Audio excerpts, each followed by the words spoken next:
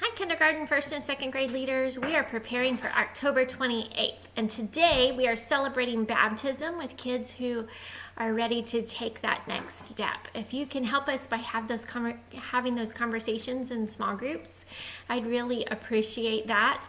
Most of the kids who are going to participate today we're going to know about it before you're talking to them in small group, but it may be a way to help others who are not ready to take that step today to begin to ask questions about what that means. And so if you need help having that conversation, please let me know, or grab someone else who is leading today, and we'll do our best to try to answer those questions for the kids and to help them understand better. So we are continuing our series on the promise. We've started with Abraham and God's promise to Abraham that his descendants would be as vast as the stars in the sky. And then last week we talked about how God provided Isaac, Abraham's son, and Isaac was even the sacrificial lamb, sort of, that God had asked Abraham to take Isaac up for the sacrifice, and then God made a way that Isaac was not the sacrifice, as a way to point us to the fact that Jesus is coming as that sacrifice. And we're going to continue today by talking about Isaac and Rebekah. Rebekah became Isaac's wife, and God had a plan from way back in the past, that of how Rebekah would be found to be Isaac's wife.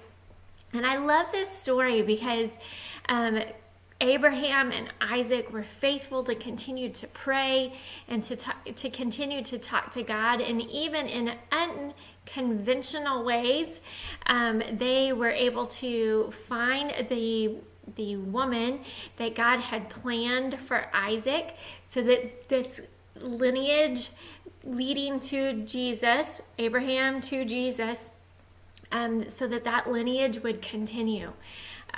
So we're gonna keep on trekking through this story. I think your kids are gonna enjoy hearing about how Isaac found a wife by her offering for camels to drink water. I'm not sure that all of us would get excited and say, oh, that's the girl for me and that's who I'm marrying, just based on her offering water to camels. But you know what? I've heard crazier stories. Mike might tell you a crazy story about how we met too, but anyway. So your small group activity or your social activity, you're playing Simon Says this week, this series, and I know the kids are having fun learning to play Simon Says and being a part of even leading that. So thank you so much for helping kids be the leaders and learning to be Simon and figuring out how to interact with each other. We'll move into small group time, and during our small group time, stick with me on this one. It has lots of parts to it, but I hated to take the visual out of this, because I know personally, I usually remember things like this a whole lot better. So what you have is you have a stack of magnets like this, and a bag of, well, I got this out of my drawer at home, a bag of paper clips as well. So you want to take a paper clip and give each kid a magnet. May remind them that these magnets don't need to go anywhere except for on the table and in their hands, just because we really don't want anybody to swallow this or anything. And then you're gonna lay your paper clip down on the table, and you're gonna slide your magnet across the paper clip and see if you can make the paper clip move. Well, the paper clip keeps sticking to my magnet. Anyway, so show the kids that the paper clip will stick to the magnet, and then you're gonna take the pieces of paper that are in your bag and lay that over the paper clip and see if you can make the paper clip move with your magnet. our magnets may not be strong enough. I'm also going to have a magnet wand for you in each of your baskets. It's a really, really strong magnet, so that way you should be able to get your paper clips to move. The kids can take their paper clips and their magnets home if you think it's safe for them to take it home. If you don't think it's safe for them to take it home, feel free to gather them all back up and put them in the bag. We'll use them again sometime soon. Okay, so that whole activity though is to help kids see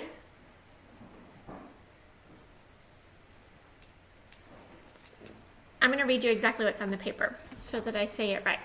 The magnets represent God's power to move our hearts towards thinking, saying, and doing the things He wants us to do.